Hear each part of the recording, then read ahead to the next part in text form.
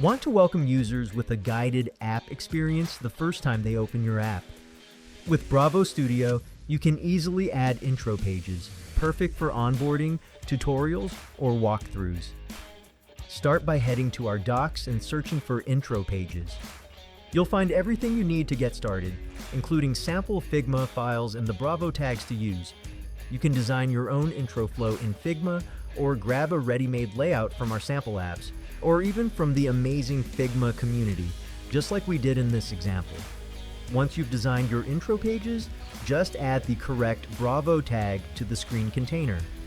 Use intro once if you want the pages to show only the first time a user opens the app. Use intro always if you want the pages to appear every time the app is launched. You can also add a skip button, letting users jump directly into the main app experience whenever they want. Test your newly designed onboarding screens in Bravo Vision, and once you're happy, move on to other sections of your app.